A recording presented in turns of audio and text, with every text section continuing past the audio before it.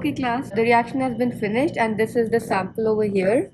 So now we have to check if the DNA has been amplified.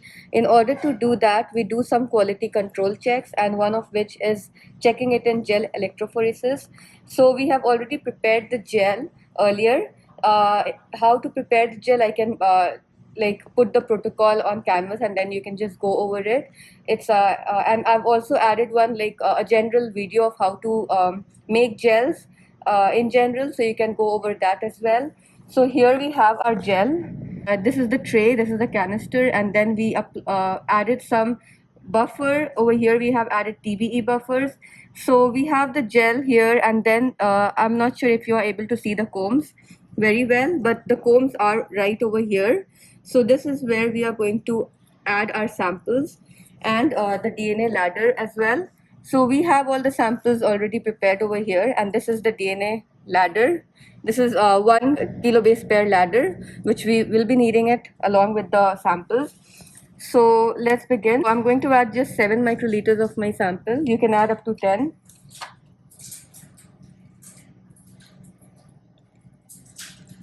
So I'll begin with my negative control, which was just the water instead of DNA.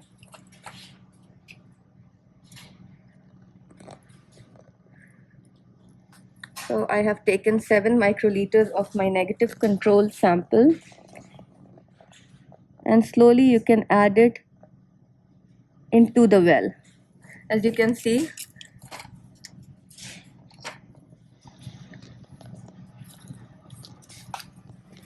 now this is S2.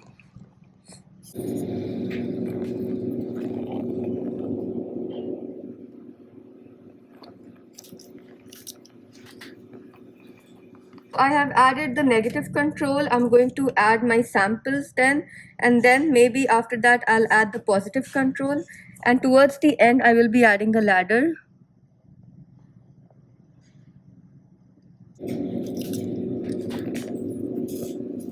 So this is the last sample that I will be adding. After this will be the positive control.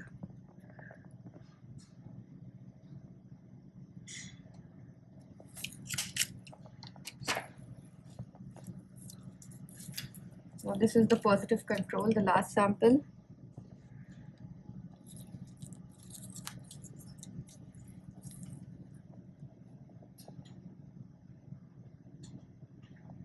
Now all the samples have been added. Now we can add the ladder at the end. We don't need 7 microliters of ladder. We can just add 3 to 4 microliters. So I'm adding 3 microliters of my DNA ladder.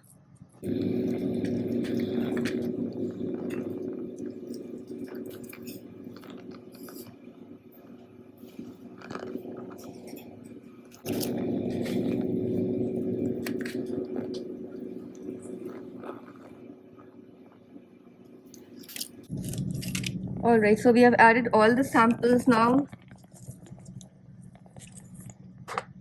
Towards the end is the DNA ladder, and in the middle are all the samples. We have the negative control sample, we have all the E. coli samples, and at the end we have the positive control DNA.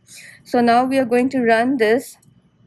We have loaded our samples here, and then we have arranged the canister and the tray. This is how you connect your gel machine.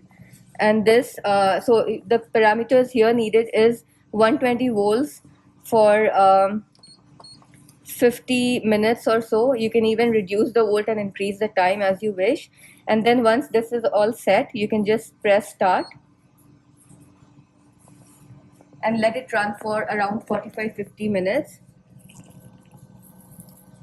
This is an indication that your gel is running. When you see bubbles going up, that's an indication that your gel is now running. So you let it run for around 45-50 minutes, and then you come and you can just analyze your gel.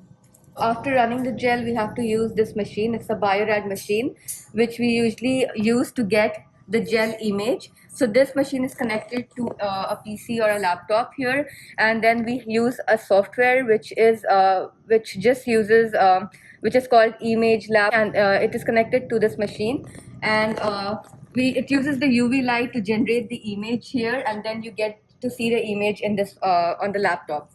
So what we do is we place, after running the gel, we place our sample over here, and then you have to position it. We have already positioned the sample, and then after positioning it, you can just click run protocol.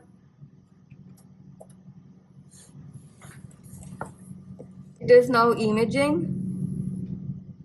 It will move on to detection slowly, and then this is how your image is generated.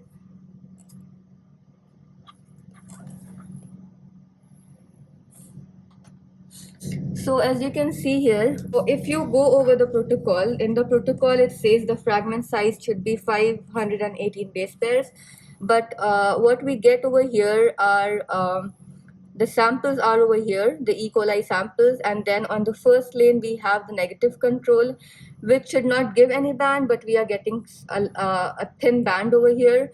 On the fifth lane is the positive control, which is correct. We should be getting some result, some band size for the positive control, but and these are just the primer timers, so you should not be worried about this. The samples are here, and this was the ladder we used. So it was 100 base pairs ladder, so it will go like, it will be 100, 100, 200, 300. Our sample size, the fragment size should be somewhere around 518, and it should be somewhere over here in between. Instead we are getting something around something even less than 100, which is something around 50 or so. Maybe one possible reason could be maybe the samples were, maybe the primers were too old, and other thing could be some kind of maybe contamination. Then over here, as we are getting samples, as we are getting band size for the negative control, which should not be here, this indicates clear contamination of the water. Okay, so we had to run the samples again. We had to run the PCR again and get the gel image the second time. So here we have our ladder. Here we have the positive control. Here we have the negative control, which is giving a very faint band, but the band is there and it should not be here. So, and these three, the last three wells show the sample. So we didn't get large amplification here.